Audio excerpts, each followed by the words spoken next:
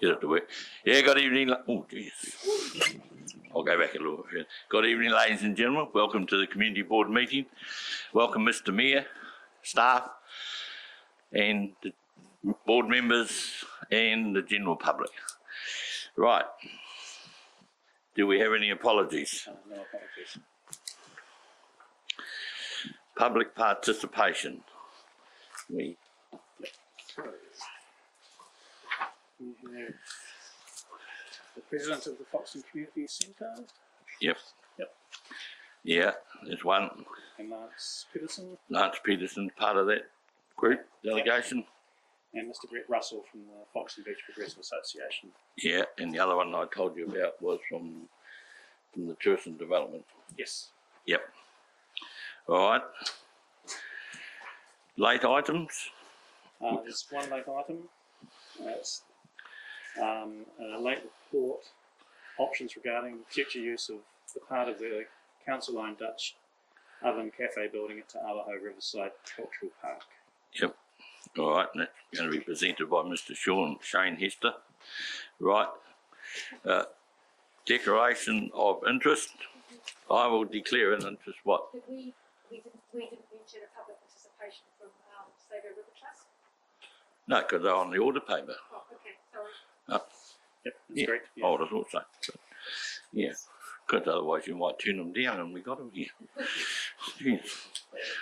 Yeah. Righto. Declaration of interest. I'll declare a declaration of interest reluctantly in the item from the Dutch Cafe, and I'll hand that item over to the Deputy Chair. Anyone else has a conflict of interest? No. Right, confirmation of the minutes.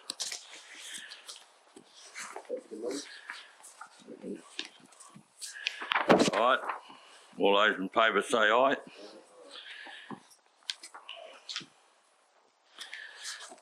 Righto, confirmation of minutes. Righto, under the reports, we were going to do the late correspondence item first, so I will vacate the chair. Or do you want to do it from there?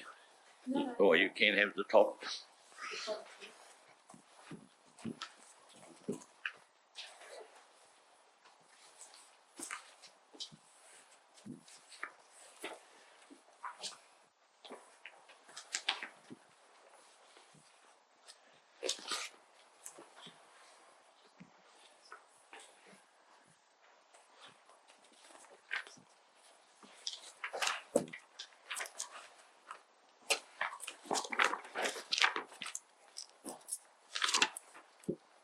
So we'd move the receipt of this report.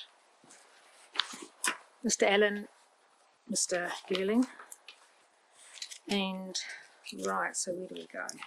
So we have presenters, do we, to this report?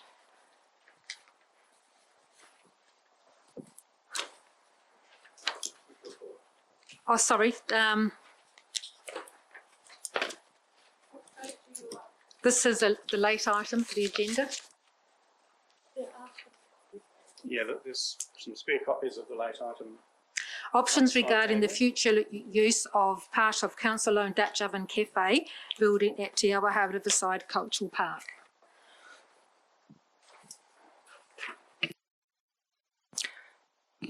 Thank you to Tricia there.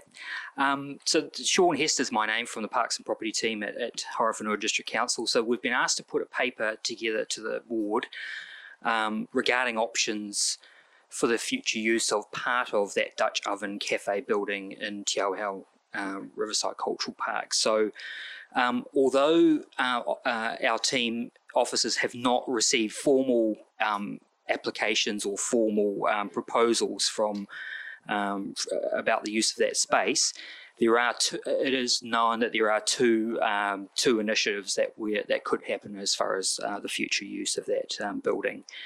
So this paper is to really put those options to the Foxton Community Board.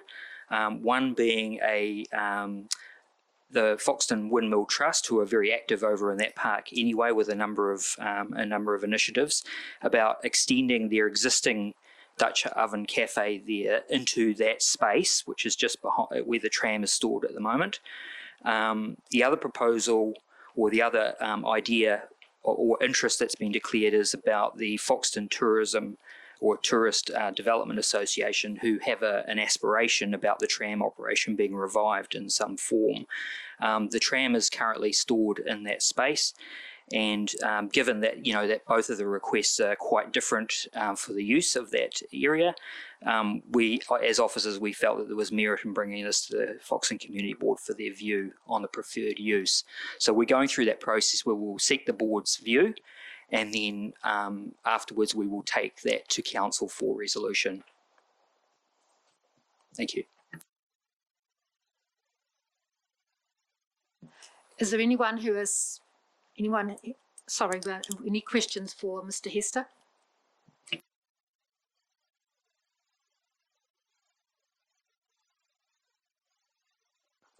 I'd like to make a comment.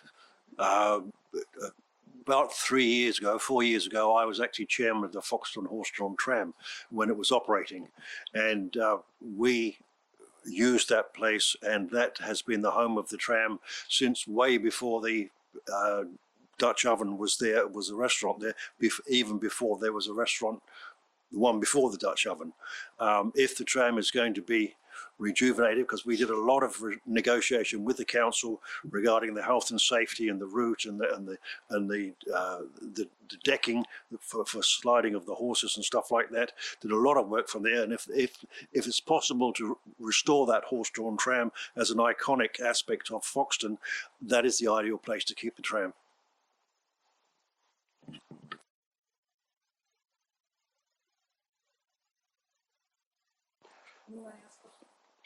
Thank you. Just a question for Mr. Hester, if I could. Mr. Hester, just confirming what arrangements there is with the horse-drawn tram society currently in terms of that space. Is there a lease, or is it just this agreement? I think it was back in 2007 or even earlier than that, I think. Can you just confirm, Sean, please? So just to answer that one, there is no current lease with any organisation about the in terms of the tram being stored there or the tram activity on that park. You're correct. There was previous discussions with officers back in 2007. There was a letter of intent about the specific operation for the with the Foxton Tourist Association. But that was the operation of the tram was taken over by the Horse-Drawn Tram Society after that. But and there was an agreement in 1993 also, which officers have assessed both of those. Those documents go back quite a way. Both of those documents have been assessed by our team, and we do not believe that it leads to the conclusion that HDC has any legal commitment to retain that area, which is currently, storing the tram. Thank you. Just another question, I guess. It's probably a bit pedantic, but I just wonder if it's not the name of Dutch Oven Cafe did change to the De Molen Cafe. I'm not sure who the lease is to. Sean, is that to the trust, perhaps, is it? So I just wonder if we could just remedy that when need be. It's not a fait accompli, it's not a die in the ditch thing, but I just think needs to be the correct terminology. Is pretty important, I think. Thank you for that. Yes, we will correct that. And the lease itself is with the Windmill Trust.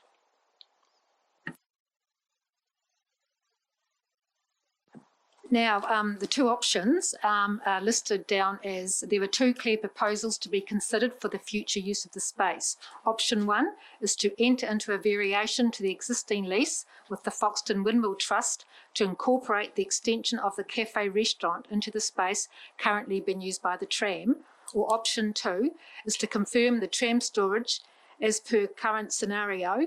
If this option was chosen, as noted in section 5 of this report, safe passage to and from the park would need to be agreed. This option would also require a lease to be finalised with whichever entity potentially takes over the tram operation. So I'd just like to go around the table to see if anyone has got any comments. Mr Chambers?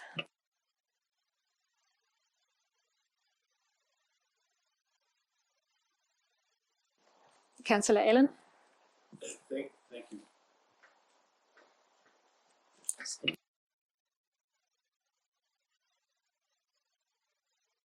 Thank you, Madam Chair. Look, ideally, I'd like this to be a win-win situation, and I want to come back to that in a couple of moments from now. But tonight is about making a choice, making a decision over the two options, and we need to do that. Option 2, the horse-drawn tram, has been a very important defining feature of Foxton in the past. One of the things people talk about when they talk about Foxton, they talk about the horse-drawn tram, one of those quirky and wonderful features of our town. Whether or not it can be revised in the future, I don't know, and I don't know whether anyone knows. The challenges for the horse-drawn tram are that it requires real specialist skills and expertise, and it requires a volunteer base. It's very unlikely that it would turn enough money to make a profit. So to be honest, the question mark in my head is about the future viability of the tram. And that's no disrespect to it or to a possible future that it might have, but it's just running, I guess, the ruler of realism over it in my own mind. The second option is about the Café de Molen, and board members will recall that recently a presentation was made by the chair of the Windmill Trust, Judy Sanson, to the board, in which she identified what the windmill meant to the town and how important Café de Molen was as a funding source for the survival of the windmill. And board members received that presentation, asked some questions, and there's an intention in the near future, I think, to do a walk around, for board members to do a walk around so that we can have a close-up look at the windmill and the Café de Molen. There's no doubt in my mind that if we support the Windmill Trust, that it will undoubtedly improve their financial situation. By using the internal space where the tram is currently located, it will increase the indoor space by about 50%, as I understand it. In addition to that, the outdoor area to the west of where the tram's currently situated is a very sheltered spot, so that even in winter, which is their concern about how they can accommodate more clientele in winter, that also affords even more space. So I guess where I'm coming from is to say that I support the Café de Molen, the additional space in Café de Molen, because it will undoubtedly, in my mind, give an additional source of income which they really do need, and remembering that income is about contributing to the costs of the running of the windmill. And just as I said before about the horse-drawn tram being something of an icon for Foxton, to me, the windmill is the greatest icon. And it's tough, but we have to, each person around this table, look at those priorities and make a call, because it's not both necessarily at this stage. At this stage, it's not. It's either or. As I say, there's a possibility I'd like to think of a win-win in the future. In addition, and my final comment, I guess, about my support for the Café de Molen is the employment that it provides in the town. It does, including with young people. Gets them in their first rung of the ladder. So option 1 to me is the one that I support. But I think we need to sort out some details, and Mr. Hess has identified that we do need formal proposals. There's also an issue which is a rabbit hole we must not go down tonight, which is a request for additional funding to outfit the interior. Tonight is not about that. That is a quite separate decision to be made. But coming to the possibility of win-win, I would really like to look at ways that we can also support the horse-drawn tram. And I know that council officers are keen to do the same. I know from discussions that both Councillor Brannigan and I have had that there's a real energy to try to find a way to support the tram. And on that issue, Councillor Brannigan and I are going to be having some talks with officers as soon as this Thursday to just see what options might be available. Can't make any promises, but that's where I'll finish off. Love to have a win-win. Decision time, I support the Windmill Trust. Mr. Hester, we've got you standing there. Does anyone have any further questions of Mr. Hester or would like him to be there just in case? No. Thank you very much.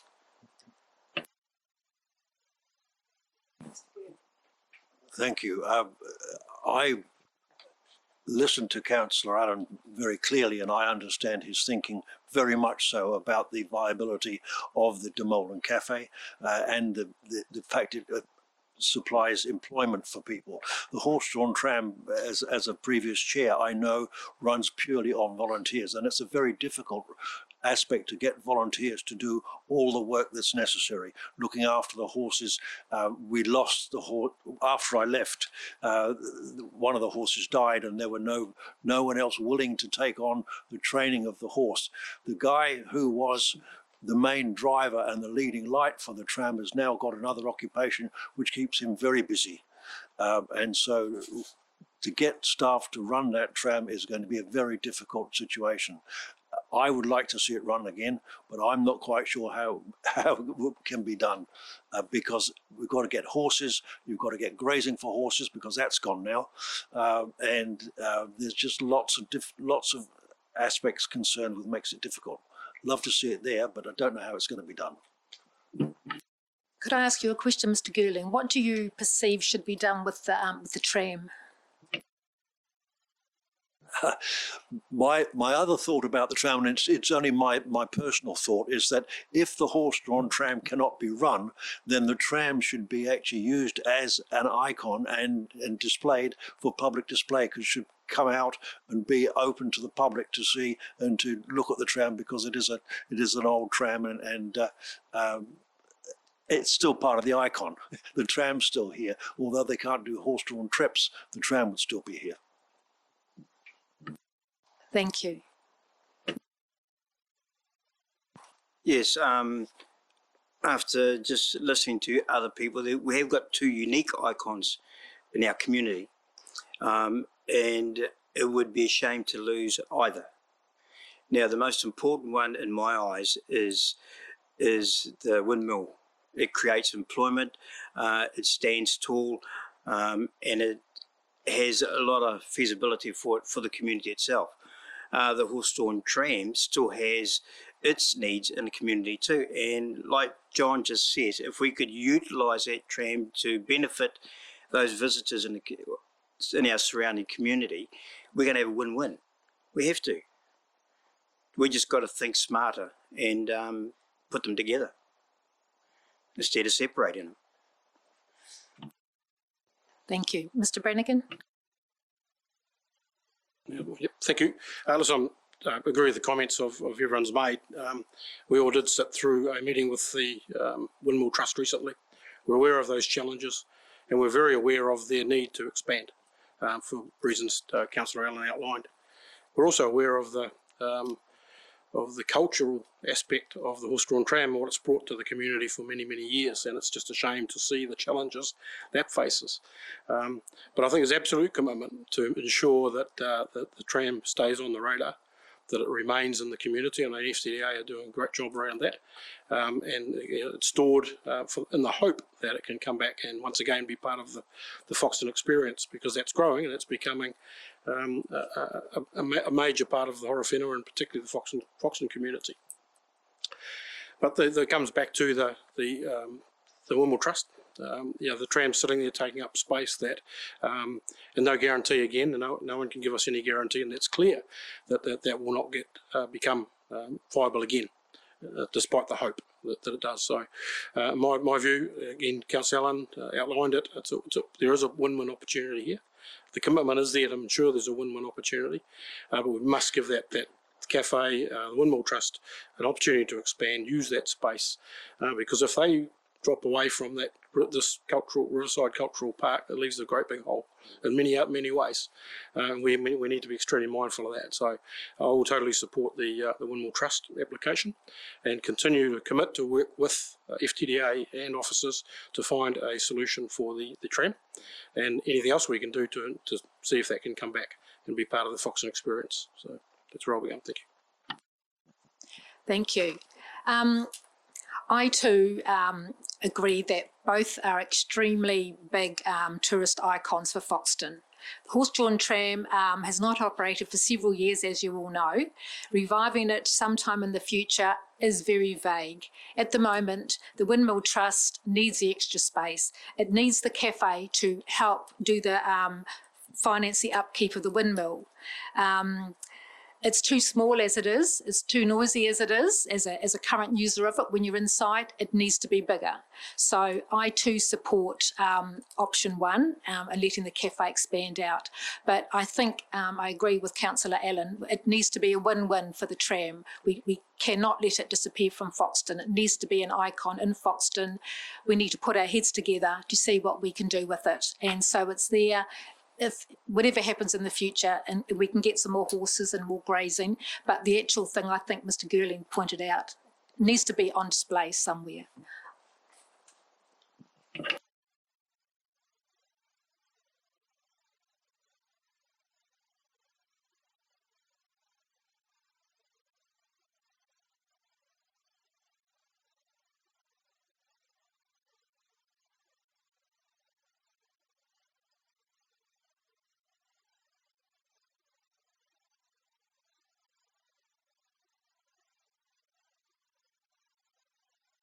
Sorry,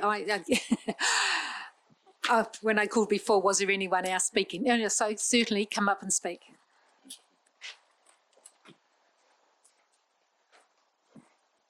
My apologies. Good evening. I'm here on behalf of the Foxton Tourism Development Association to speak about the request of the removal of the horse-drawn tram.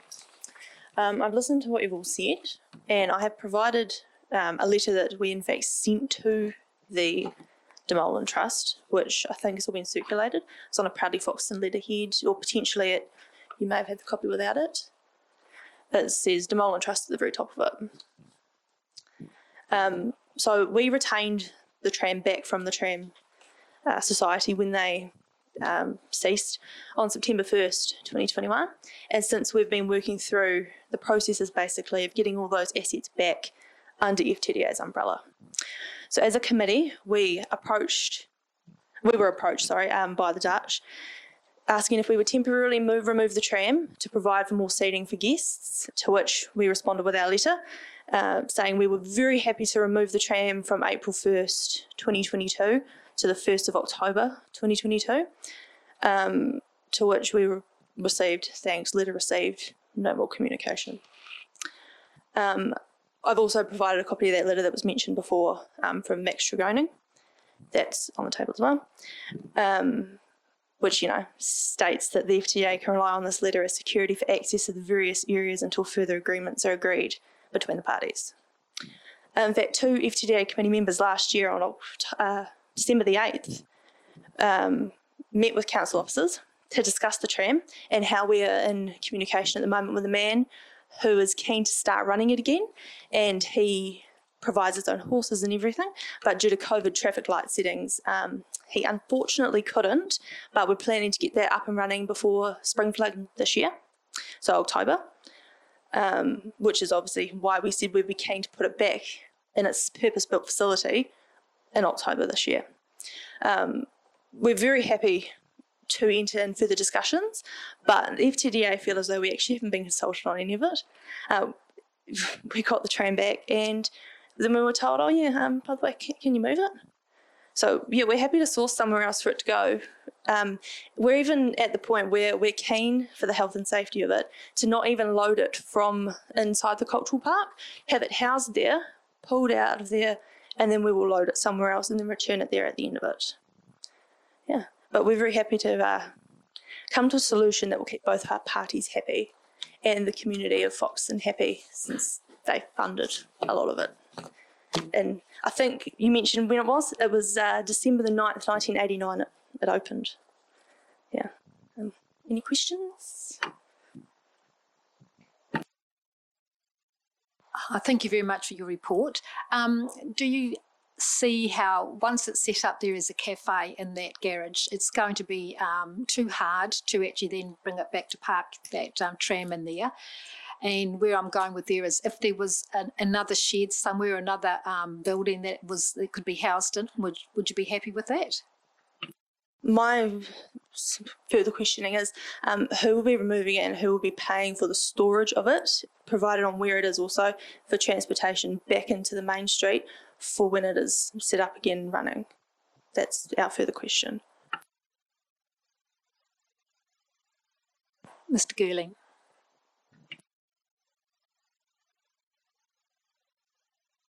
Sorry, I'd like to make a suggestion here. When I was chair of the horse-drawn tram, the council very kindly arranged us to have a paddock at the back here, right, which worked very, very successfully when we were running the tram. It's possible to get funding to build a shed somewhere. Whether it could be built there or not, I don't know. But when I was chair, we raised, the year I was chair, I think we raised $60,000 for the benefit of the tram and aspects like that. There's ways and means of getting the funding to build another place for the tram. It's a matter of where you want to operate it from. When we did the health and safety with the council, operating from the actual site here was well done, and it was approved by the council. So it's really housing the tram is the biggest challenge, and where you want to run it. When two of our committee members met with council officers, we were told basically about the safety requirements that we'd need to meet. And we were told that we'd be gotten back to by the new year about what those were. We never heard anything at all. We were never got back to, nothing.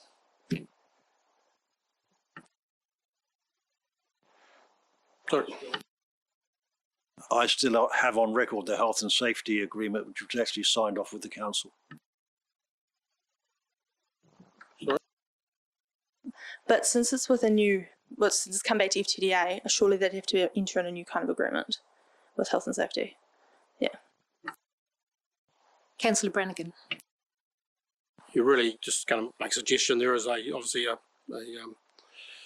options on the table, and there's been a good discussion around that. I just wonder if we can, through great guidance of Grayson, encourage council officers to work with FTDA, and I think we've already committed to that anyway, as part of that resolution in terms of viable alternatives. I think we've heard the challenges of both organisations, and I guess there has to be a decision made around that, but a commitment to support both as well. So if we can see that written in there somehow, and your guidance, Grayson, would be good.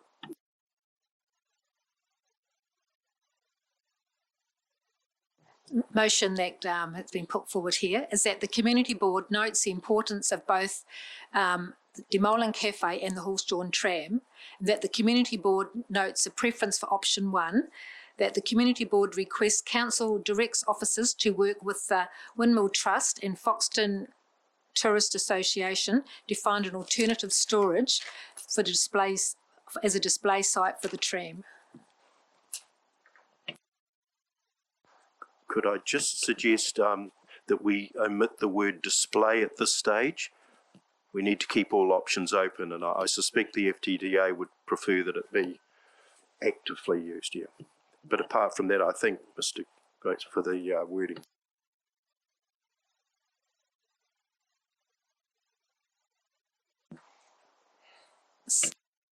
I'm happy to move those recommendations. Is there someone to second that? Mr. Chambers? Yeah. All those in favour? Aye.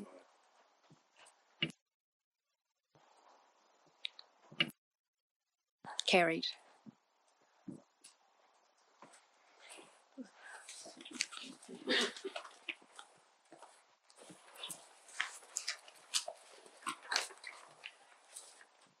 Thank you.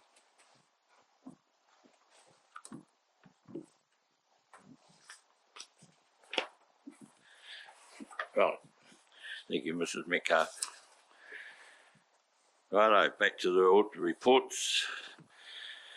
6.2, Foxton Surf Club on refurbishment of the club buildings.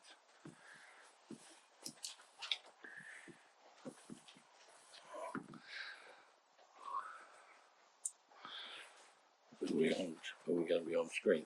Yeah. Right.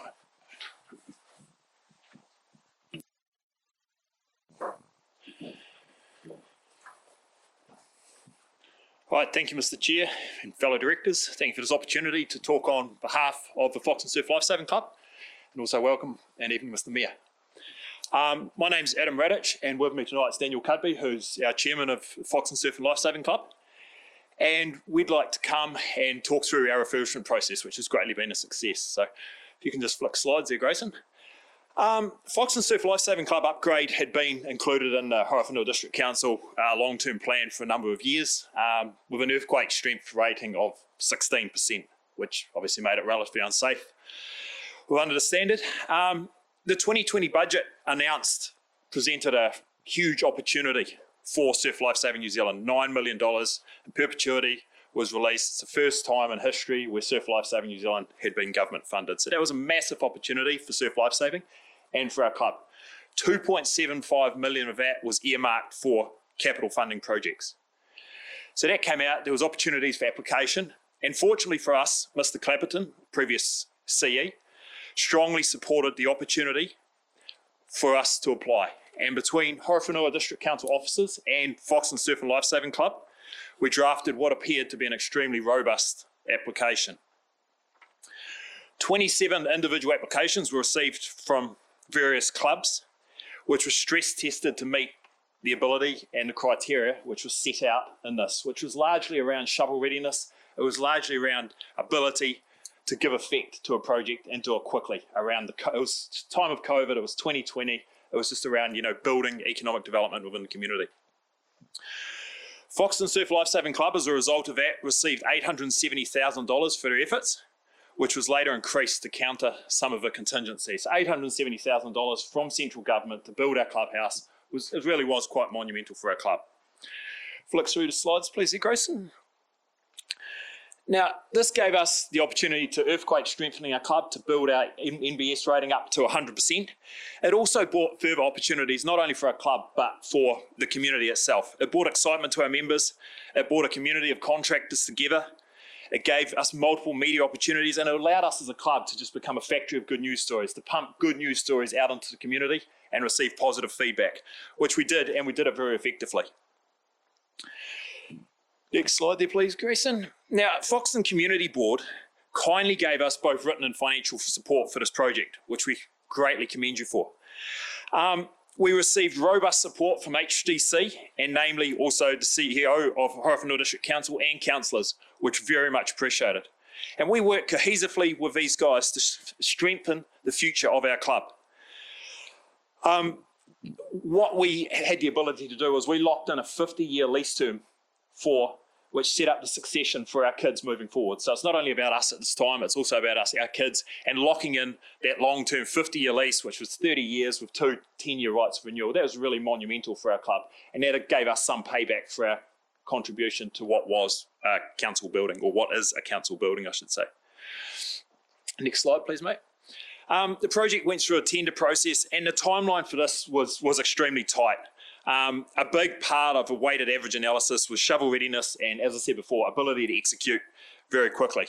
Now, disappointingly, this sort of ruled out a lot of the local contractors that they couldn't, or they weren't willing to tender for the main contract, just because they simply didn't have the people or the numbers of people to execute the project timely, and obviously didn't want to deal with the time penalties that would arise from that if you couldn't achieve it. Now, W&W from Wanganui were selected as the preferred main tenderer for this process. Next slide, please, mate. As you can see, we set up a timeline there. We had 3 months to essentially execute the project. It was 13th of the 7th, 2021.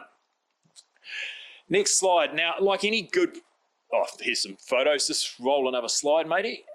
Now, like any good project, there were some challenges. There were some issues with the council records, just, simply because how old the building was.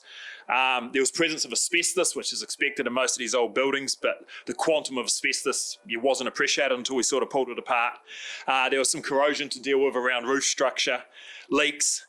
We had an occurrence of theft where somebody very kindly took the cable out of a building once it had been wired, which is always very helpful. There were some septic tank upgrades and falls, which were difficult to deal with. And some previous alterations that had been done simply didn't meet the building codes. So these challenges, although some of them appeared major, they're all fixable. It was just the quantum of funds to deal with this. And Surf Life Saving New Zealand kindly gave us some contingency funding to help Horowhenua District Council push us through that process. The timeline obviously pushed out considerably. And there was the wait times for design engineers and manufacturing of steelwork whilst the building sector was booming was a little bit challenging, but everyone worked really hard and together cohesively to get us back patrolling the beach by summer. So it was fantastic. There were some issues, we dealt with them, we moved through it. A project of this quantum or this magnitude is always going to have a few issues, but I think the council, the contractors and the Surf Life Saving Club worked really well together. So sort of commend everybody involved there. Now, as Grayson's kindly rolled that slide forward, the beautification works was a second part of this work. It seemed while we had the building apart, the walls off, the structural steel being strengthened, this was real opportunity while the club was empty to do something with the sort of archaic rugby club rooms that the Surf Life Saving Club really represented. And it gave us an opportunity to give the building a general freshen up. Now, this also gave the local contractors an opportunity to quote and to get some work and to work with our Surf Life Saving Club. The magnitude of a project here was a whole lot smaller. The timeline wasn't as strict because we weren't trying to equip funds from Surf Life Saving New Zealand and central government, and we were able to essentially equip local funds for this. So Foxton Community Board put a recommendation to Horowhenua District Council to allocate $150,000, including GST, to help us with this project, which was greatly appreciated. And we also had a fund that was set up through a girl who had been rescued many, many years ago, which was called the Hannah Hunt Trust Fund, which some of our life members had the powers over that fund, which also, that money was also used for this refurbishment process. This was a massive project for Foxton Surf Life Saving Club. So that money was also acquitted throughout that process. So you can see through the beautification works, you can see what was done, you can see what was achieved. And if Grayson rolls on there, you can see what we pulled apart, you can see what we dealt with. Old buildings, nothing straight. There's a whole lot of rondo batting and that one in there, but it was really successful. Just roll it through there, Grayson. Now, just for transparency, there's some project actuals. As you can see, we ended up with $321 surplus. So we don't want to pat ourselves on the back when you're looking at a $200,000 community project, end up with $321. Hey, it's really rats and mice, isn't it? Next slide there, please, Grayson. Now, this is the finished product. You can see, looks fantastic. Good gear, nice, tidy space, fantastic function room to use upside, just upstairs. Just next one there, Grayson. We actually ended up with something to be really proud of. So we will be putting on something for the community. We will be putting on an open day. We will be inviting the Foxton Community Board, the Mayor, the councillors, the CE along to some sort of open day. We're just simply waiting, as you can see, if Grayson rolls on. There's one last point in the project where the outside of the building needs to be painted. So we just hope to get the whole building essentially finished. Painting to commence in April 22, which should be happening in the next couple of weeks. Get the building finished, get everybody along, have a nice open day, because it's a community project, and from what I can see, it's well done. And next slide there, please, Grayson. We just want the opportunity here tonight. I think it's appropriate to thank the Foxton Community Board for their recommendation and for their allocation of funds from the Community Trust. Thank you. I should just welcome any questions. Well, anything? Perfect. Thank you, guys. Oh, you did have a question? No, more of a comment, Adam, so that's all right. You can, thanks. With your indulgence, so just a comment, please. Yes, sure. I just want to just acknowledge on behalf of the community, Adam and Daniel, the work you guys do out there. It's just like everything that flies under the radar to some extent, but some of us who live out there and spend a fair bit of time up at that beach, gazing out to that ocean, wishing we were fishing. Every day of the summer, see you guys out there doing the work. The work with the nippers and the kids in the community.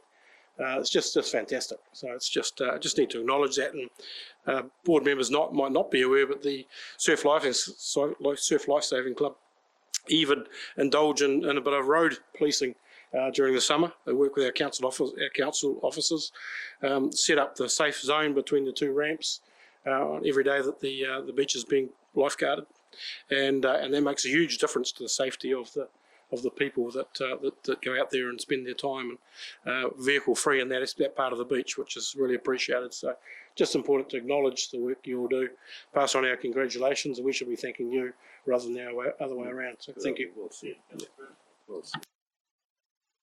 Yeah, just like to endorse everything you said. That was a great presentation. Thank you.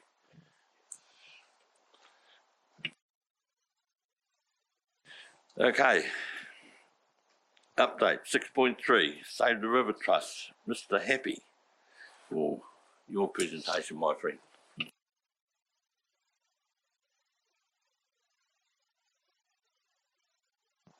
So kia ora tātou. Me Bernie, tēnā koe, nau mai haramai ki te awahau. Welcome to Foxton. Councillors, Alan and Brannigan, tēnā kōrua. Chairman, members of the Foxton Community Board, tēnā koutou. Members of SORT, greetings, and ladies and gentlemen. So my name's Robin Huppy. I'm the chair of the Save Our River Trust. I'm here to talk to you about the work that we're doing in terms of the river loop at Foxton, Piriharakeke. So if we can go on to the first slide. I've got about 4 or 5 slides and a couple of pictures and maybe 6 minutes of a video to show you. We were established as a trust in 2004. We're a group of volunteers focused on restoring the health and viability of the Manawatu River Loop at Foxton, Piriharakeke. Piriharakeke means piri is to cling, and harakeke is flax, so it's a waterway where flax clings to. Basically, that's what piriharakeke means. We come from all walks of life, people who are river users, people who are in their sort of phases of retirement, and people who are actively working. All sorts of people are involved in trying to remediate the damage that's been done to our river loop. We care about the loop, we care about its past, we care about its current state, and we care about trying to make a difference to get a viable future for our community. And we all join together in taking action, although some would say that it's taking us a long time. It'll take us as long as a piece of string is, because it's been a long time since the damage was done back in the early 40s, and it's going to take us a long time to restore it. So if we go to the next one, why do we exist? Next slide. Our loop was the main course of the Manawatu River, and had an opportunity to have a look at some old pictures back pre-40 stuff, and it used to be quite a viable river. If you go downstairs, those of you who have taken the time to walk through Te Awahu Newsstraw, you'll see some of the photos there of what the river was like in its heyday, when Foxton was such a vibrant and important port for the trade in this region. The Whirukino Cut was developed as a result of pressure placed on politicians to facilitate the quick release of floodwaters from upstream right through to the ocean. As a result of that, a cut was made which enabled water to go quicker out to the ocean, but in doing it, it deprived what was once the Manawatu River Loop its volume and velocity, and turned it into what it is today. So back in 1949, the damage that had been done was already starting to be noted, and in a visit to Foxton by the Honourable Arnold Nordmeyer and Robert Semple at the time was the Minister of Works, They admitted responsibility and said that they would right the wrongs. Well, 73 years later, they've gone and the wrongs are still here. Then there was the loss of flow, which has resulted in rapid deterioration of the river loop. And then we had a what do they call it? A commission of inquiry in 1953, Whirukino Cut Commission of Inquiry. And that made some references to what was occurring in the loop and described it as a tidal and brackish backwater, which is primarily utilised for the benefit of upstream people to help with flood control. 68 years later, those wrongs still haven't been righted. So our community, is left to deal with the aftermath. And in 1986, the Foxton Save Our River Association presented a petition to Parliament, petitioning for government support to assist with reversing some of the wrongs that had been visited upon our community. And since then, very little has been done by, in fact, probably nothing, for the Foxton River Loop by central government. Although in 2004, after SORT was established, we did get to work on improving the verge and have done quite a lot of work down there. And it's very easy to accept what it looks like today as being always there, but it wasn't. It used to be pretty bad. And for someone that comes from this particular town, I can remember what it was like when I was little, and what it's like now is a long way away from what we've had to put up with over the years. So just as a bit of a timeline, 2004 we were established, that's when we were incorporated. 2005 we got a group of consultants in, and they provided us with advice on the ecological restoration, what we would have to do. 2006 we started all the maintenance work, and we got to thank all of those volunteers, young and old, who used to get out there during the week and on Saturdays and use their voluntary time to cut down willows, to get rid of weeds and rubbish, because people who couldn't afford to put their rubbish in the rubbish dump chucked it on the side, and we came along and cleaned it up. 2007, we really started some restoration. We even started dredging some of the weeds from the foreshore, and we noticed there that a lot of the diggings actually had turned quite a nasty colour of black and really smelled, and there was very little life. And that's 15 years ago. 2008, we entered into a memorandum of understanding with HTC, quite a good document actually, and we've worked well with HTC.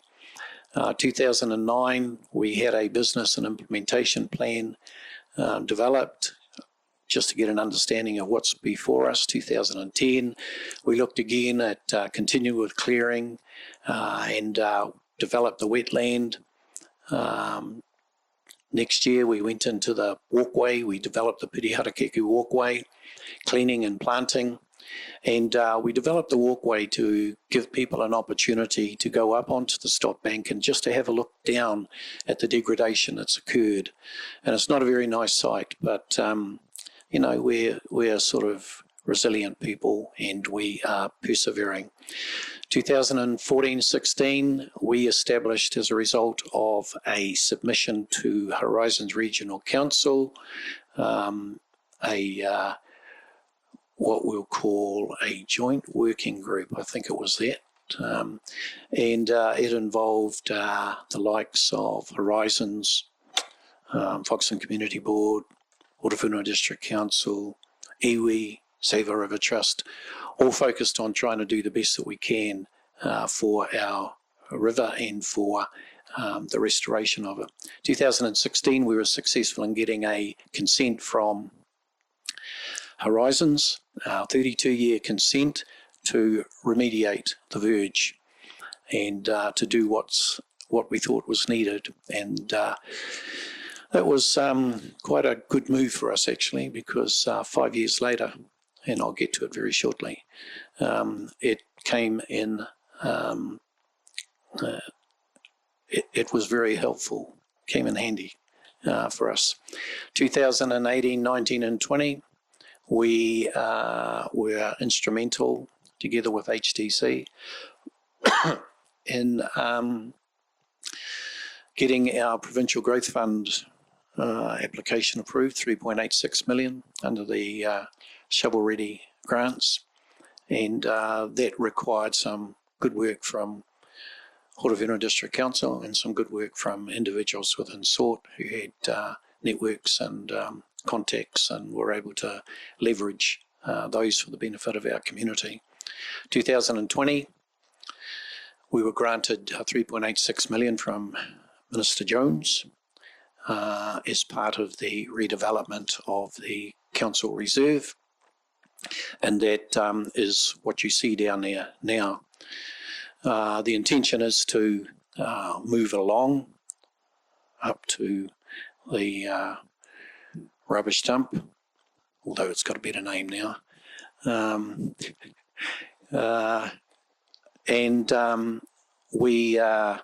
We've been working with, it was opened in 2021 by Mayor Bernie, so ngā mihi nui kia koe, thank you. And since then we've been working with Good Earth Matters to try and, I suppose, meet the requirements of the Resource Management Act. You know, a lot of our people just want to get it done. They haven't got the understanding of the Resource Management Act or the inclination to understand the Resource Management Act. They just want it done. And it is the creation of a new channel at the upper end of the loop that will, with some support, some help and good development and design, will create an increased volume and velocity of water into our river loop, and thus enabling a whole range of new opportunities for our river and for Foxton as well. And those opportunities are not only ecological, but they're also, or environmental, they're also commercial, spiritual, a whole lot of things that will enable our community perhaps to enjoy some of the benefits of that river that people like me can remember.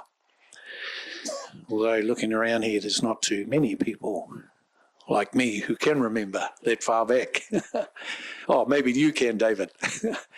So let's have a look at the next slide. What are we dealing with? Well, as you can see there, our river weeds, glyceria, duckweed, or call it what you like, siltation is starting to encroach on what was once a mighty river where boats would come into moor up at the wharf, take flax and cattle and things like that away, and trade was the centre point of this community. So it's disappearing. I think that's obvious for most of you to see. Next photo. Things are starting, our plant life is starting to suffocate. You don't see that right in front of the Te Awahu Newstrom out here. You see some of it, but if you bother to go for a walk through the forest up the top up here and onto the walkway, that's what you see. That's what you're greeted with. And it's not a very good, not a very nice sight. So let's keep going to the next one. And of course our water is unhealthy. This was a picture, I had another one of a dead cow in it, but I decided that was too controversial to bring along here, and it might upset a few people. So we just took a photo there of the sort of thing that will be visited upon our part if we don't do something about it. So we're doing something about it. And what are we doing about it? Let's have a look. So we're going to try something here. We're going to go to 3 minutes. For those of you who have seen this, this is YouTube. Here, we've got the sound.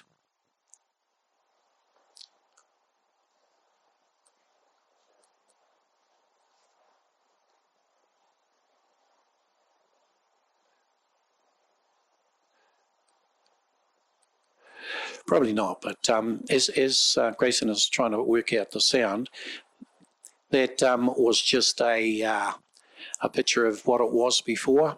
This is what it looks like now. A shot of that was taken by one of our drones.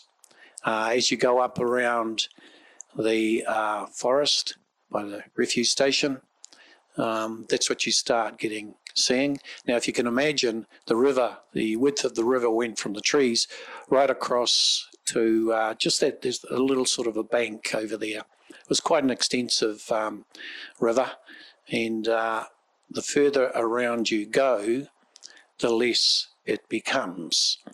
Because every time there's a flood and the Motua spillway is opened, then the water comes rushing through and drops off literally thousands of cubic metres of siltation.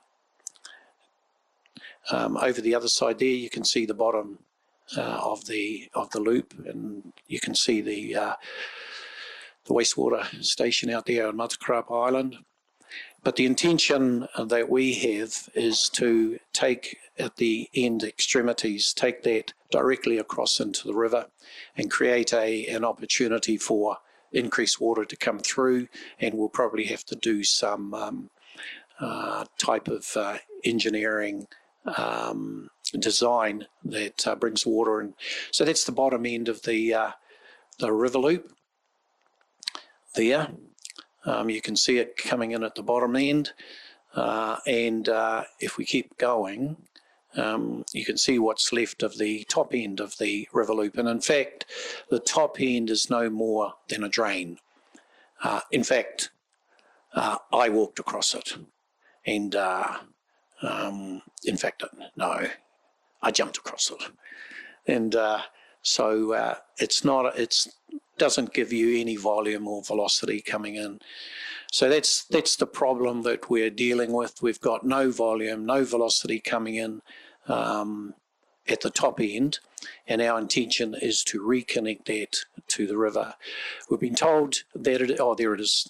That's what's left of it, just there with those trees. That's what's left of the top end of the. You can see it if you take the hand there. Just too late. So our intention is to create an opportunity for increased volume and velocity. That's the sort of the terminology that we use.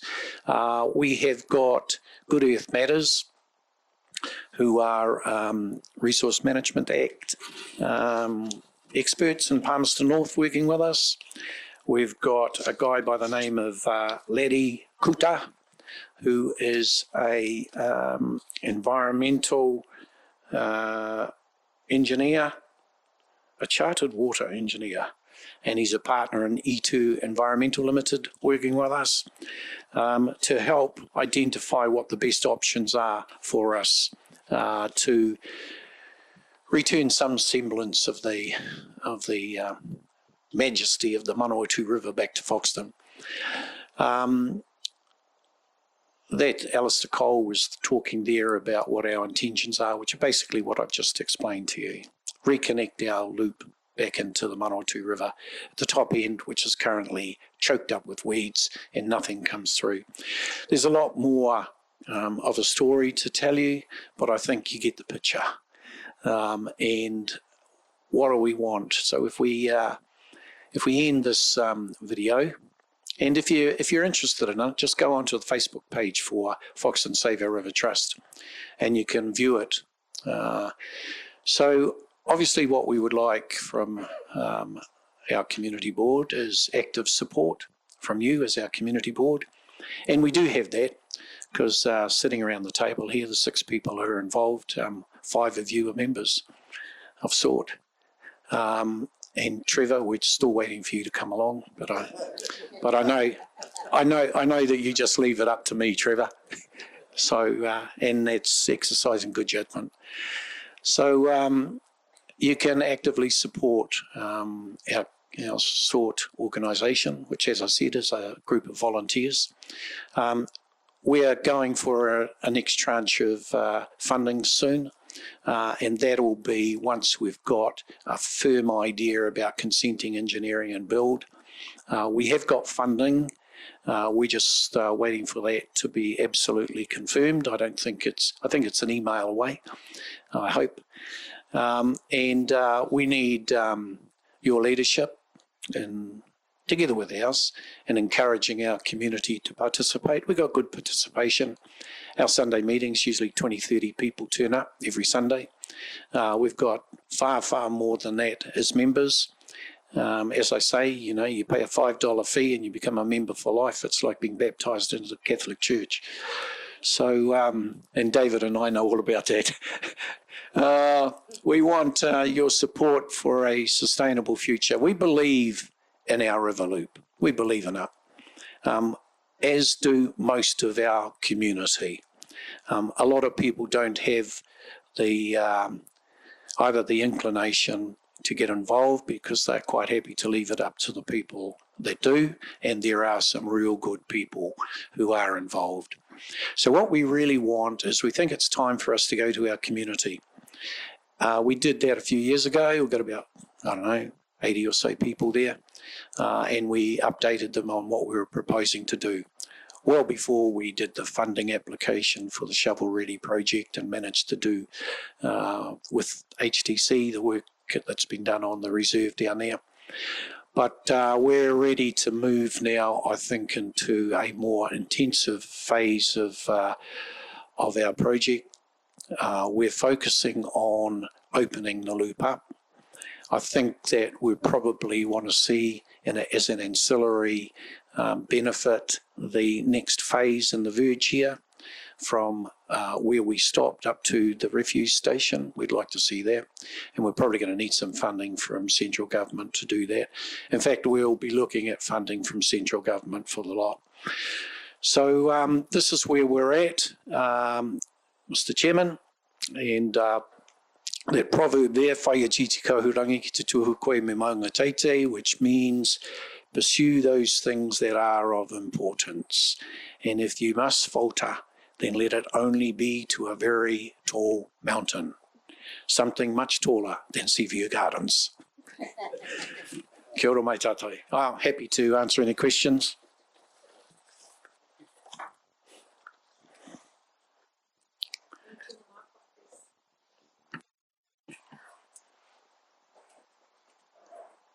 Okay, talk. Okay. Thank you very much for that, Robin. That was actually fantastic, Mr. Happy. I've went there just recently again, and every time I do, it saddens me so much. It's we get the impression when we hear it, it's just about opening up a cutting. There's a huge amount of soil and land and everything to take away. It's not just opening up a little bit of river and allowing the water to flow in, is it? It's a huge, big, giant job. And just for the sake of this meeting, just explain how Save Our River Trust isn't wanting to make it to its former glory, but to have it just so we can get flows through it. Not even the best will of everyone in Foxton could get it to its pristine condition. It's gone. But what we can get it to is something which can contribute to the future and well-being of our community. When you say it's a huge job, it's about 500 metres long. Now, I used to be able to run 500 metres pretty fast. Probably can't do it now. But we're looking at a channel, anything from 25 to 45 metres at the front, and then probably narrowing in. We're looking at making the loop circumnavigable, so that it can be made available for things like canoeing, boating, kayaking, a whole range of things. In fact, Wakahama already wants to come. In fact, canoeing has already been used for the bit that we've fixed up just down here at the verge. So that'll bring people into Foxton. The Wellington Secondary Schools canoeing organisation is already using it because they think it's better than going all the way to Wanganui. Better opportunities for them, and it's safer. So it's those sorts of things that I think are important. I wouldn't be fazed by how big it is and how much work it is. Some of us have done far, far greater things.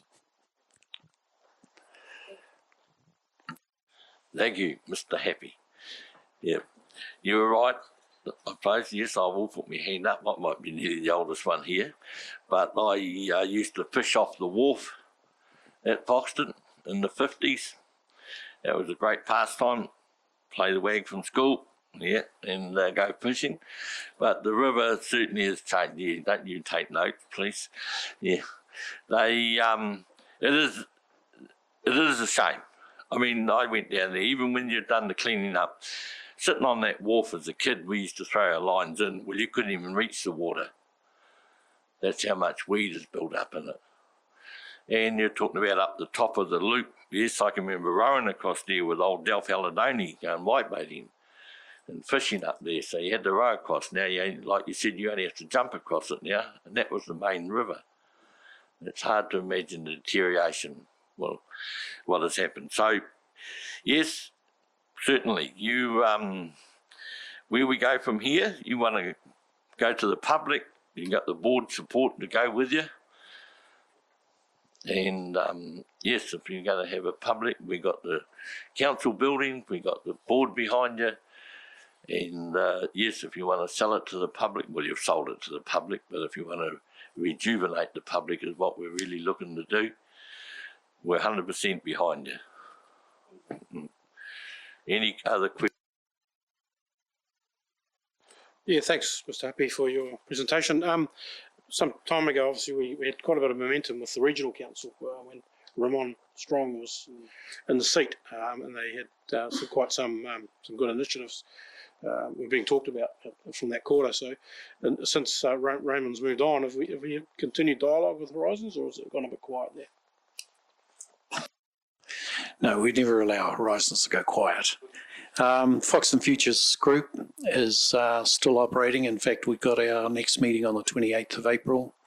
I think that's an opportunity for us to further push things forward.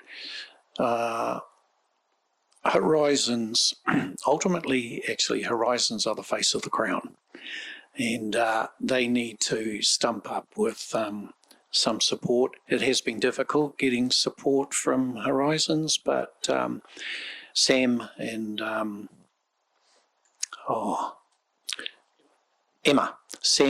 Emma turn up to all of the Foxton Community Board meetings, and Sam turns up to the SORT meetings as well.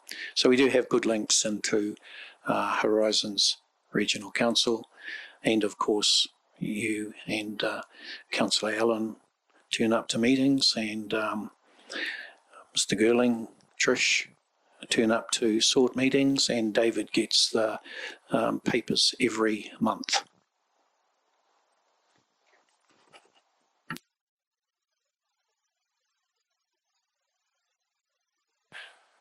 Mr. Chambers. In response to Mr. Happy's presentation, thank you very much. I am a little bit younger than Robin, and I've spent most of my life in playing in the river. I understand where he's coming from. It's a heart of our community that has been existing for quite a few years, that has been neglected. But with the support of SORT and maybe a new member, we might be able to action things a bit faster. I don't know. But I do know of the history of the river. Back when I was a youngster, my grandfather used to have a flat bottom boat and go out floundering. And that was their way of life, to create generation for food. As kids, we used to go down and play in the mud, get in the eels and take them home and eat in them. But like what Robin says now, the bottom of the river is black, practically dead.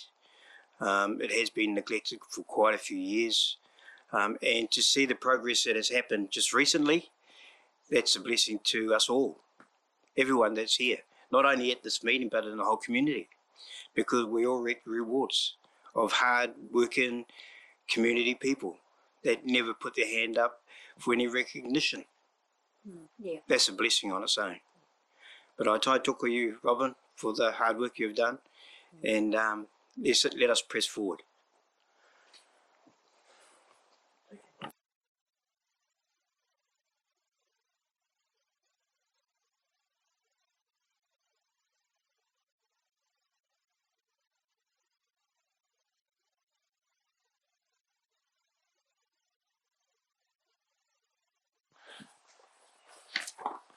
6.4, Foxton Beach Community Centre. We actually have a report from officers.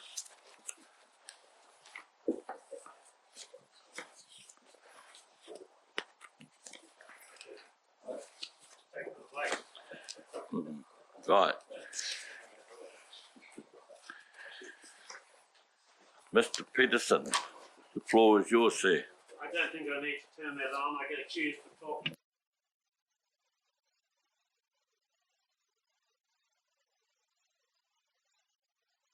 Is that it? Just stand back. Stand back. All right.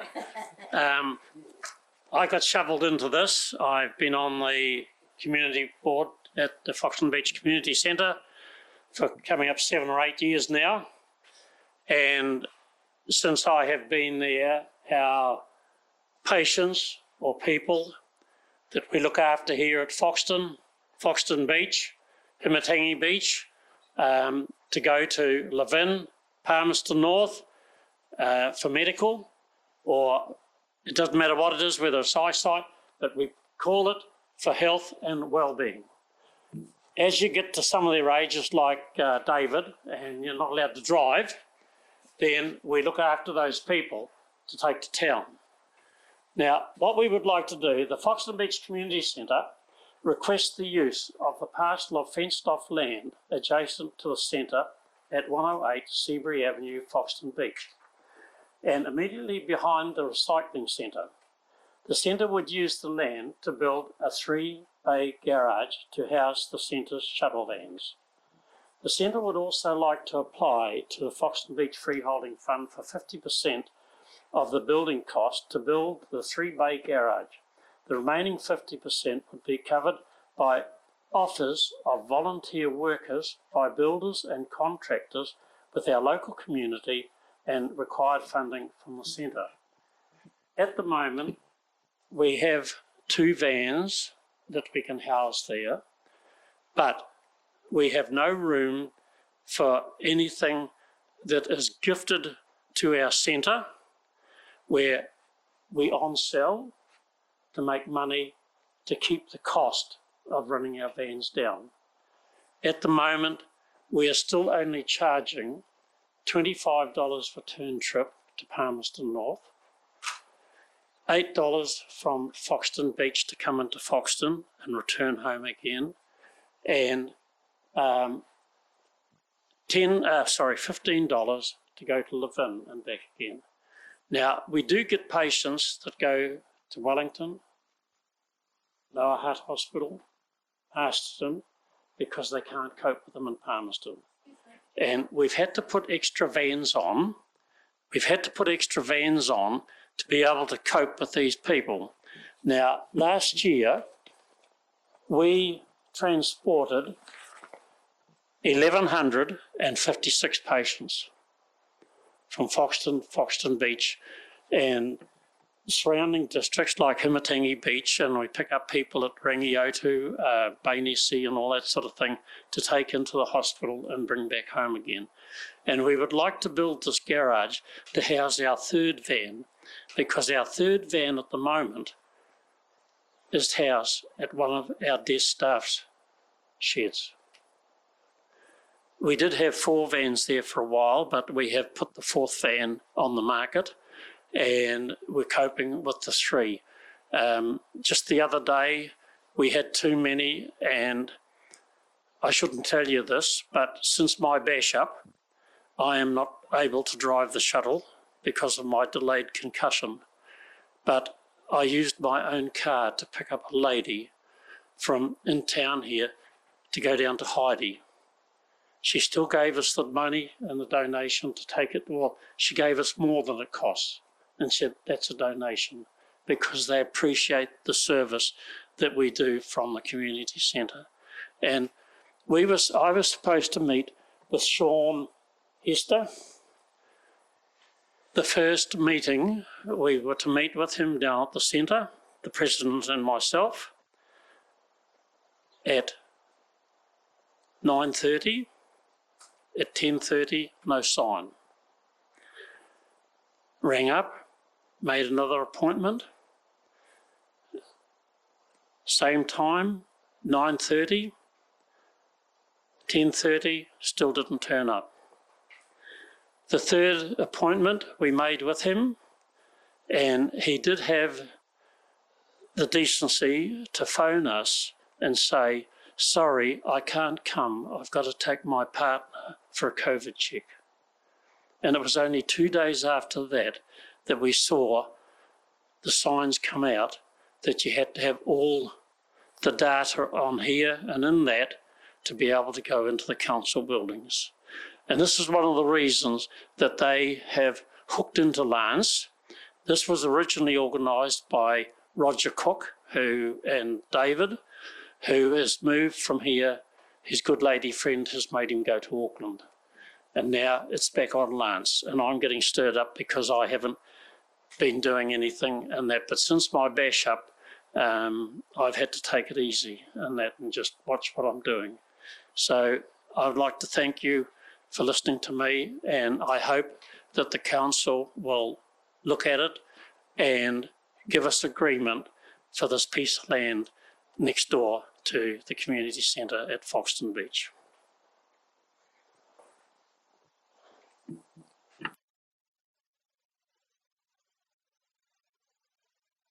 You don't go away. Right, any questions of Mr. Peterson, board members? Hello, Mr. Peterson. Hi. Now, I'm just a wee bit confused about the 3 bays. At the moment, you're housing 2 vans, and you're wanting you want to build a 3-bay one, and that's in the site, as in the audit paper. So, why do you need that again? I mean, you've already got 2 there. I know you need to have room to store some of your stuff that you're selling, but why can't we just have a double garage?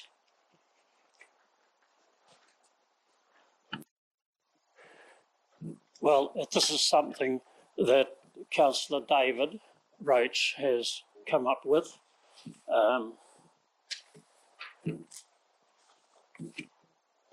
There's the photo of it with the 2 doors on it and storage room, or if we can put...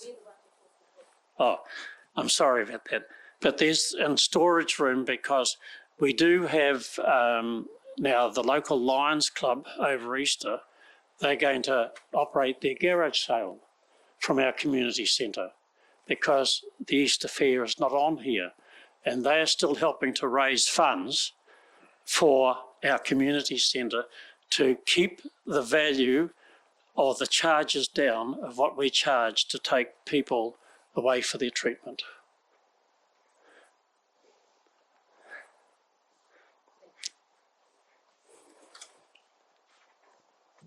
Actually, just on that, we have one of our drivers, Steph, who knows somebody at Quinn's, and we may even get it at a better price. So it's just more storage in that to be able to house. And since the bowling club down there has burnt down, we have allowed them to come and hold their committee meeting there to support our beach people and that. And this is what's happening, so that we are looking after the beach people.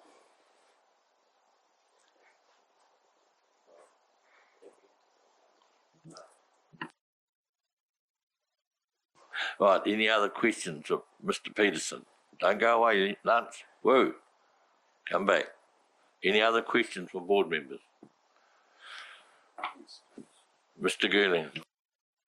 Yeah, Mr. Patterson, thank you for your presentation. Do you actually have a confirmation from the council that that land is able to be used for a double garage or a triple garage? No, we haven't. That's what we're actually.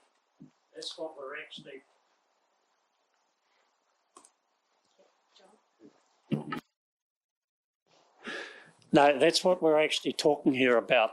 What does concern me is that the medical part of the community centre, you wouldn't believe it, but the boundary of that piece of land is a metre inside the medical building. And the council are not happy with us to have that piece of land. And we think, well, hey, the boundary already goes through the building. And I just honestly can't work it out. And it's just to house our workers, because I can see that the way the community is expanding here on Foxton and Foxton Beach, I don't think it's going to be long before we'll have 4 vans looking after these elderly people and people that have lost their licences and can't go. See, it's not just for health, it's for well-being. We pick up people and take them over living on their own to do their shopping and live in. We'll take them over, drop them off, pick them up an hour or 2 hours later. And we do the same in Foxton. There's a lot of people down there living on their own and, oh, look, could we get a ride up to Foxton just so that we can get our groceries in Foxton, but we can go to the coffee shop and have a coffee and communicate with our friends. And I think that's what it's all about, is the communication and keeping our people friendly in Foxton, Foxton Beach, Himatangi, or wherever.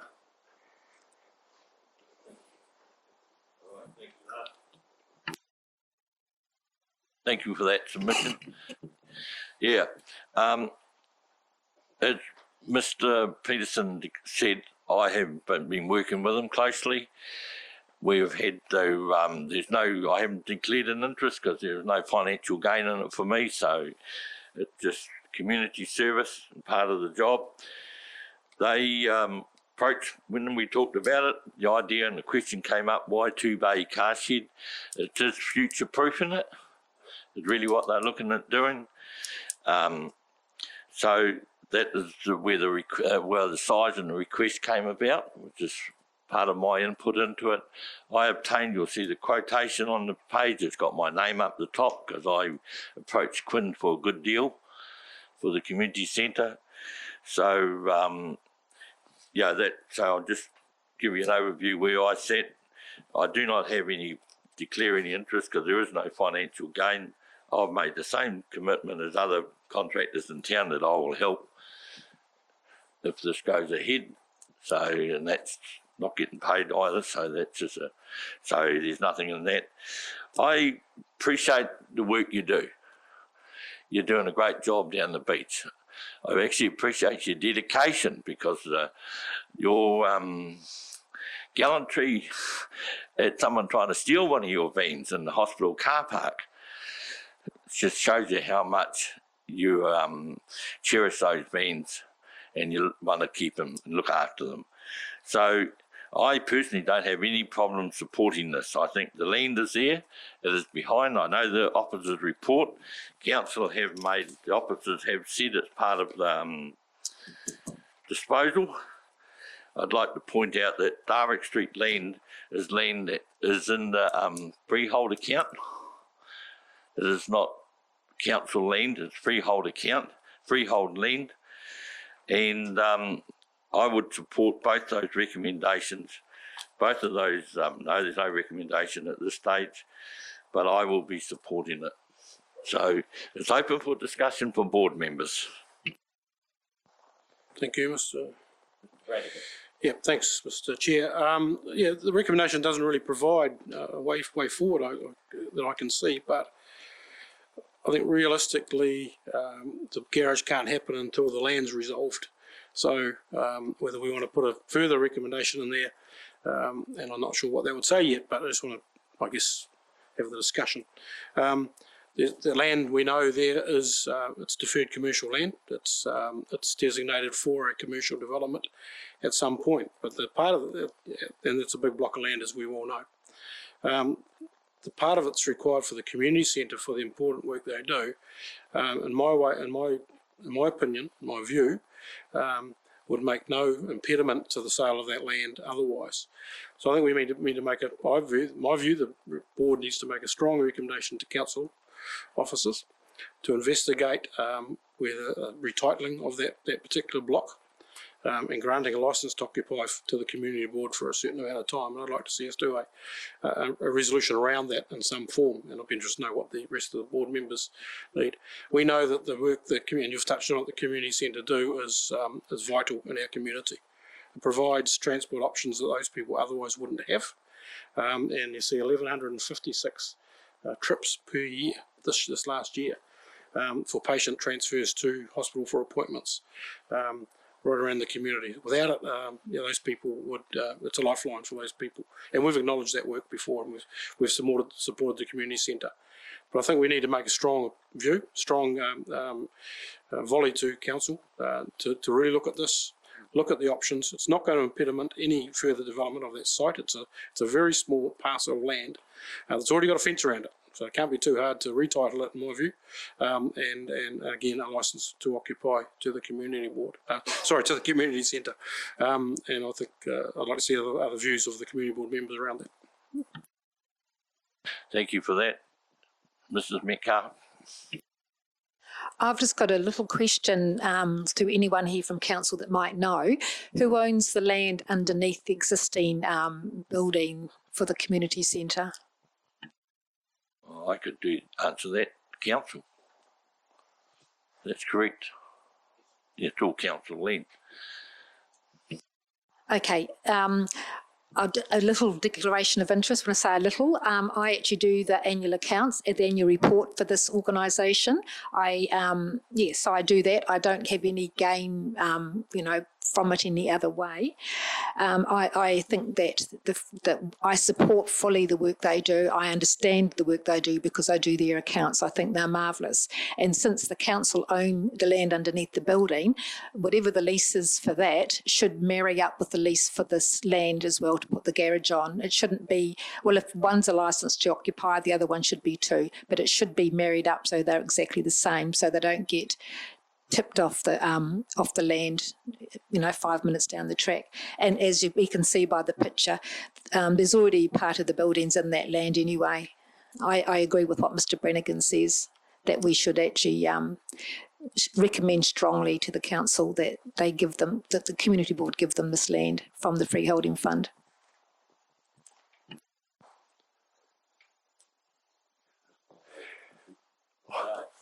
Thank you, Mr. Chair, and Lance, thank you and your members for all you do.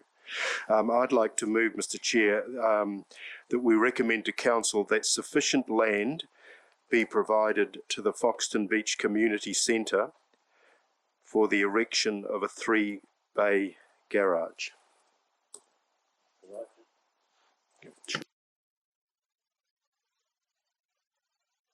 That the land fenced within that area? You said sufficient land. That could leave it a little bit open, the fenced piece of land. If you change that, I will second it. Happy to do so, yeah.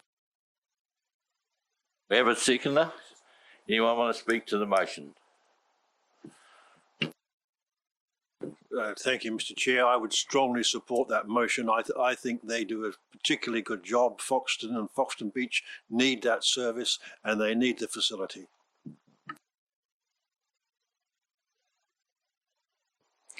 Yes, I also support the motion on the understanding that where the facilities are, the offices are, is council land now. I don't see any problem with extending the boundaries. So I support the motion.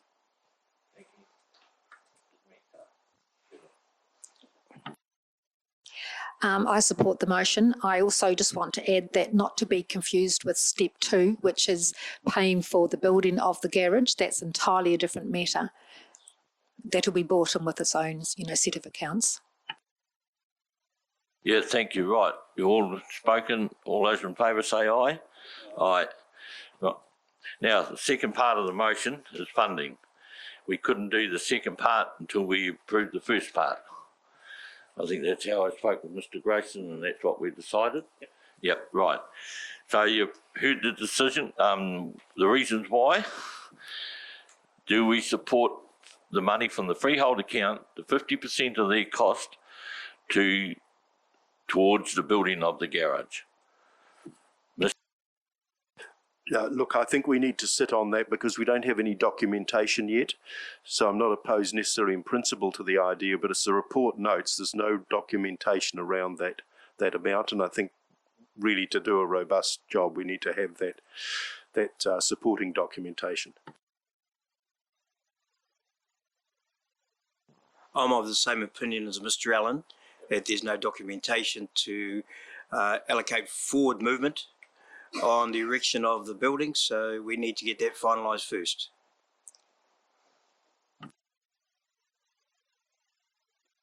I would also support that in principle.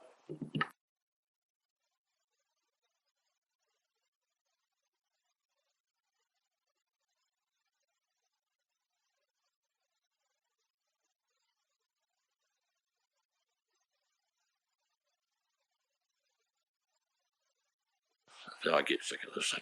I moved, that'll be on the order paper for the next board meeting. Also, I was actually going to add, and it can be number 2, that we recommend to council that a boundary adjustment be placed.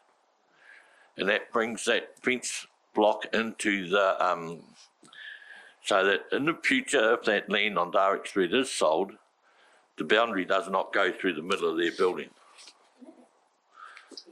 So I would move that we recommend to officers to council that a boundary adjustment to line within the existing fence line be approved. Is that the way to put it? Right. Do I have a seconder?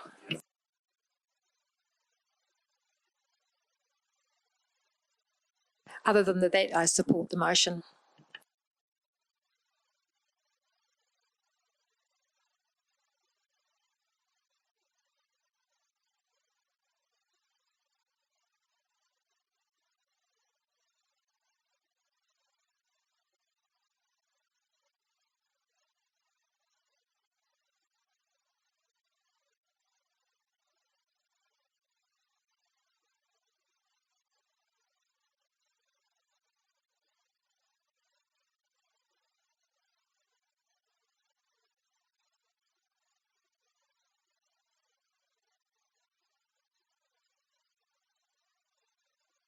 We will now go to the chairman's report on page 5.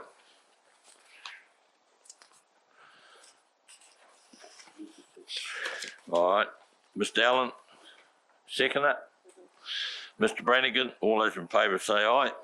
No. Right. Righto. Board members update. Mrs. Metcalf, we've seen it. Do you want to go through each one of them, or you've read them all? Take them as read, unless you want to comment. No, you're allowed to. I'm taking them as read, but I just want to comment on the Manitou Estuary Trust. We haven't had a meeting, so I didn't have any report. But just to say that this year we had 70 people come to say goodbye to the Godwits, and it was really great. And now, since Godwits are now being tracked, some of them are, we've actually had a blow-by-blow, just information on their journeys back to Alaska. It was really great. Thank you. Right. We have Mr. Russell on the War Memorial Hall Incorporated Society update. Maybe a selection of things. Aye? A selection of things, possibly. A selection of things. All right. Yep.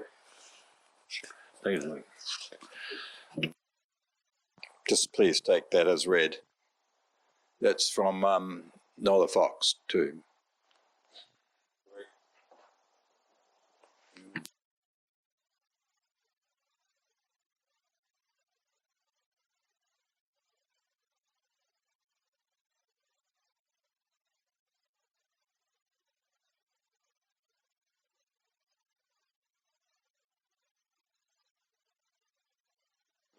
If I could help.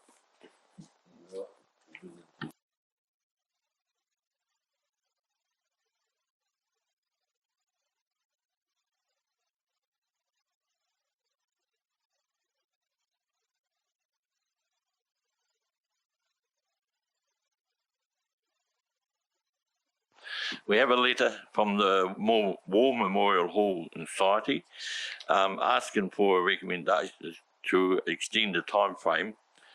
Well,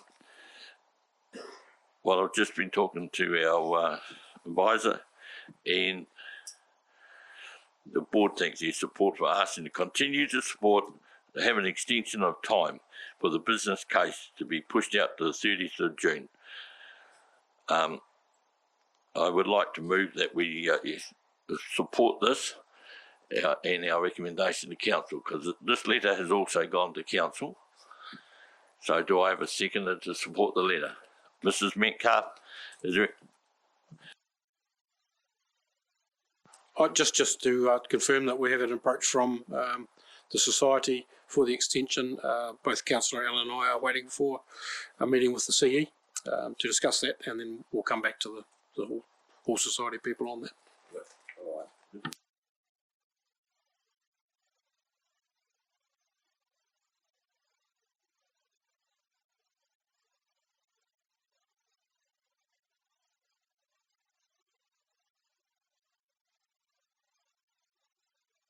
Mr. Russell, you had something else to speak about?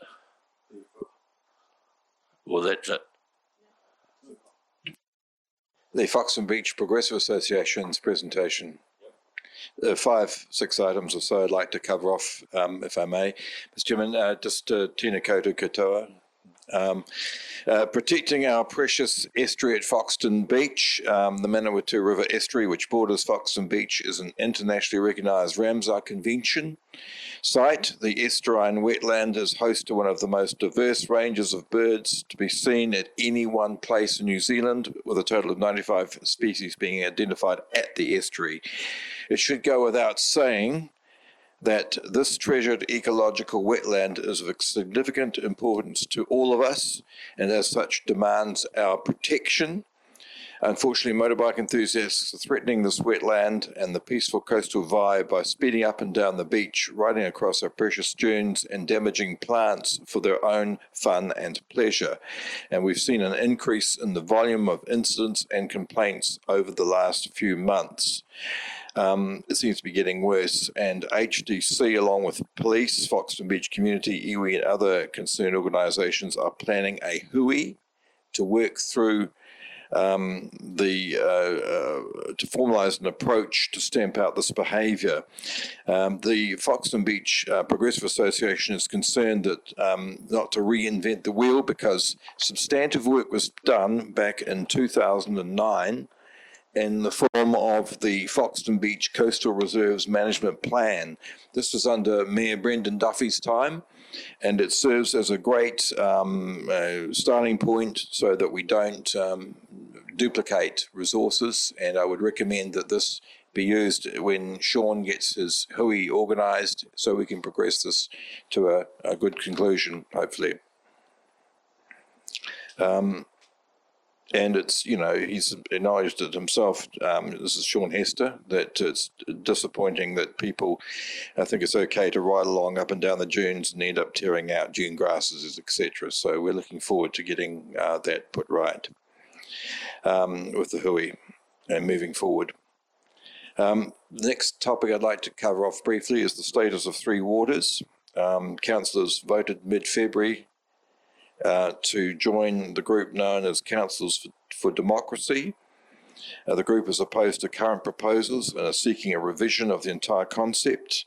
One councillor, I think, has referred to the whole process as a dog's breakfast. As it stands currently, the government would take on the debt associated with the proposed new water service entities under Three Waters. That would allow for greater sums to be borrowed to repair, maintain and improve water infrastructure. However, there's concern the government's draft legislation for these changes appears to fail to do this adequately. What is paramount is the entire process is that we, as ratepayers, have funded Three Waters infrastructure over many years. We own them currently, and to date, HDC has been given the task of managing them on our behalf.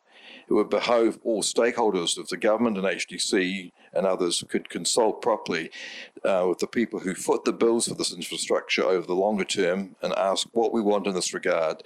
Let's get some meaningful dialogue going which clearly defines the issues and articulates best practice, cost-effective, robust solutions that we can hopefully all agree on going to the next 40 years or so.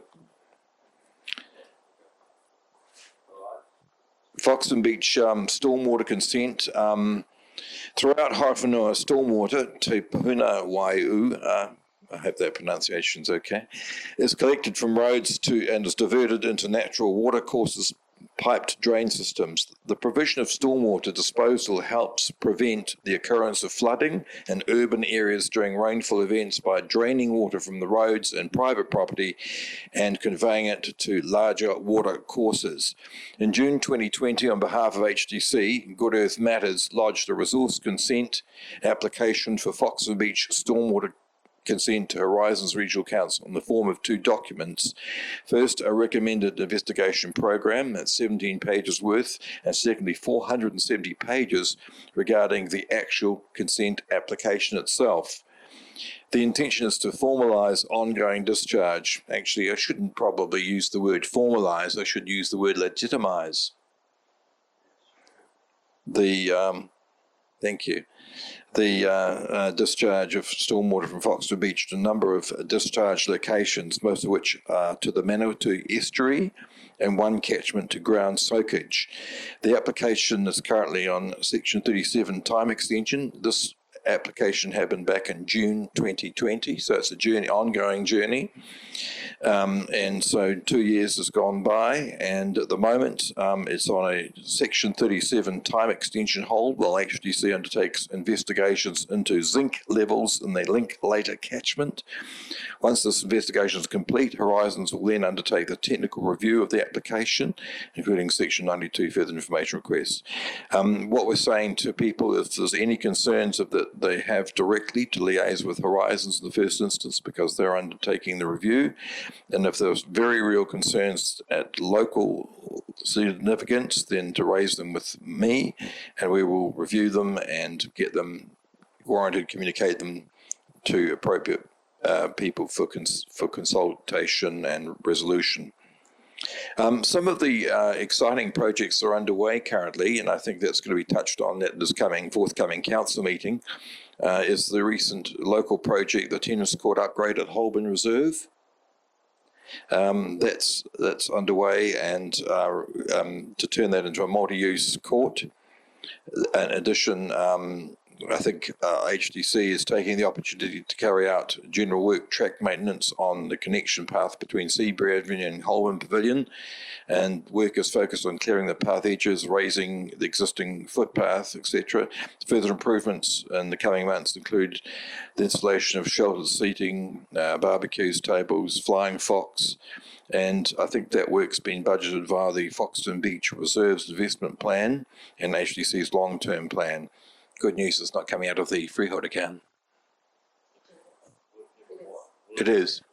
Oh, my mistake. And I love the local success stories that we've heard, obviously, tonight from the Foxton Beach Surf Club. On a personal note, as far as the surf club goes, I wouldn't mind seeing some bike parks put in around at the beach so that people on bicycles can put their bikes there. Just a thought. Foxton Walk upgrades has been a good success story from last year. The Green Flag Award at Foxton Beach, Holborn, Te Wharenga Reserve. And just to compliment what Mr. Peterson was saying, the Foxton Beach Community Centre is having its AGM on Thursday, 28 April at 5 p.m. and all people are welcome. Thank you. Open to questions. Thank you for that. Any questions for the beach? Progressive for Oh, just a question of the association. So how is the association going? Have you managed to get more people on the committee? With COVID being of all the rage, several people have come forward who would like to participate on the committee, and that's a work in progress. I've also had a meeting with the HDC's community manager, and we've got a plan in place to enhance and further enrich the Foxton Beach Progressive Association under development. Okay, thank you. No other questions? Oh, sorry. Thank you. I'd just like to make a comment on the Foxton Beach stormwater consent. I've seen some of the correspondence on that, and I think it's a thing that the community board needs to look at a little more closely. And I had sent an email to council about it, but the email got lost, and with a bit of luck we're going to get it into our workshop, in our next workshop, to talk about that, because there are some areas there which certainly need looking at quite closely.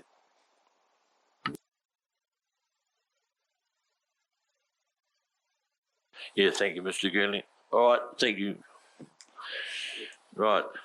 3.3, Foxton Beach freehold account.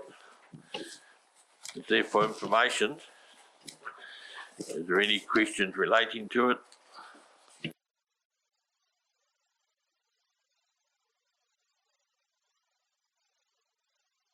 Well, then I got a question. Can you ask the finance officers why there is no change in the lease? I meant to ring you, but I got tied up and I never got back to it. Yep. Yeah. Why there's no change in, well, the question mark is there's no change in the lease out till 2027. And I thought we had reviewed the lease. But that's just for information. Lease of the Pinewood Camp. Well, my apologies. Yeah. Everybody knows the only things we lease. Yeah. The other thing that I'm on here, was not here yet, we've actually sold some freehold land, Crystal Street, Signal Street. So I look forward to seeing that going onto our spreadsheet as a capital gain. Otherwise, nothing else on there. Nobody's got any questions, so we'll move on.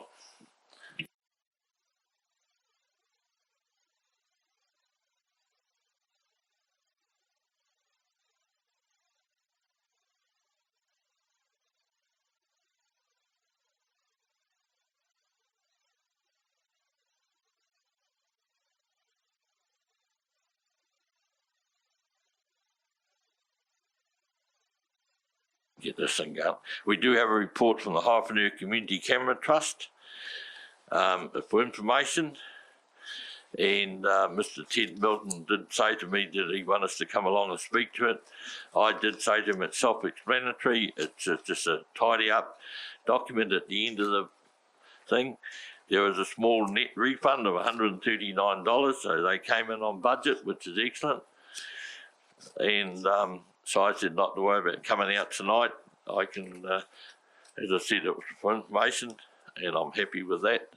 No, everybody else is happy with it too. Right. What's next? You make this a bit confusing for me, my friend.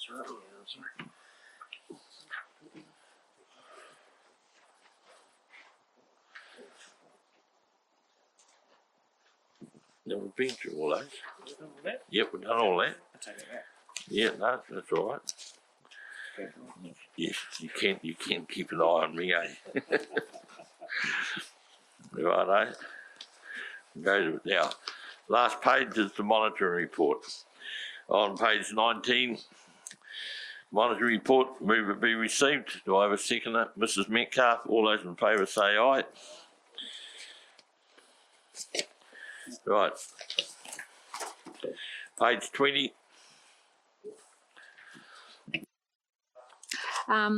About Victoria Park proposal, which is completed. It's actually not Victoria Park. The motor caravan park opened in mid-January with an official opening in the process still being planned. So I'm looking forward to this official opening. Well done to all concerned, as this is an extremely good asset for Foxton, and I look forward to the opening ceremony. Thank you for that. Page 21. Sorry, yeah. It won't turn on, but it's turning on. Just wonder if that needs to be removed from the monitoring report now, as it's completed. Is that what you said? Sorry. We did talk about that at the meeting for the agenda, and that's why it's got complete on it now, so it can be removed. Yes. All right, page 21.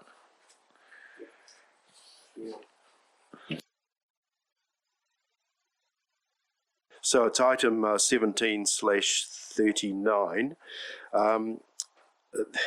The promenade, the work on the promenade, the board has endorsed the idea. I think, if my memory's right, that we even looked to the freeholding account as a source of funding. It seems to be lying dormant, and also I think we had some design options brought to us. I seem to remember there were two options, you know, sort of a Rolls Royce and another one which was more about wooden structures. So I just don't want this to be lost. It's something I think I'd like to recommend maybe that those design options be brought back to the board or whatever, you know, whether it's them or a new version of whatever. I'd like to suggest that that be put on the next order paper if it's possible. It doesn't have to be the next one, to be fair. And then secondly, if we can agree to the design work, let's move on with it and dedicate the funding maybe so that we can have something for summer. Thank you, Mr. Allen. We'll make note of that. We will actually have it at the first port, will be at the workshop. We can go over the whatever presented, and then we can endorse it at the next board meeting. All right, thank you. Any other on 21? No. Anything on page 22?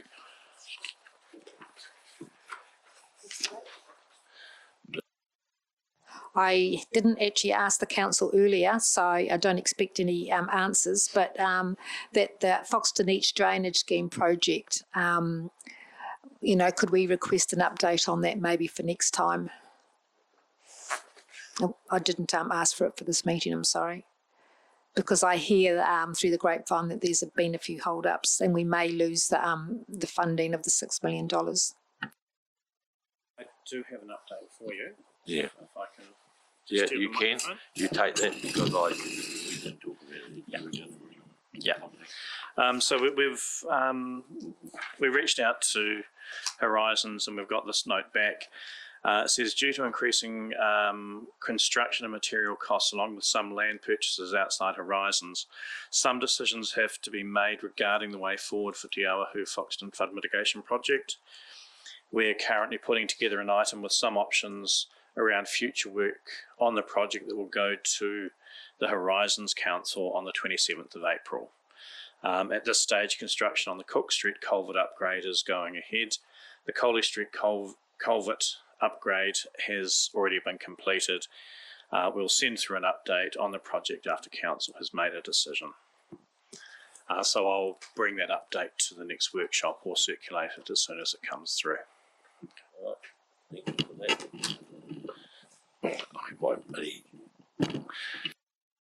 Yep, so my question, and Grace may not be able to answer it, is any threat to the government funding as a result of the delays? Don't know yet.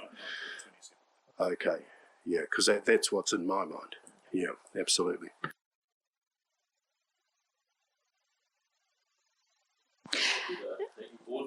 Yeah. And it's lovely to be able to have people in the gallery again. It's fabulous. Thank you for coming.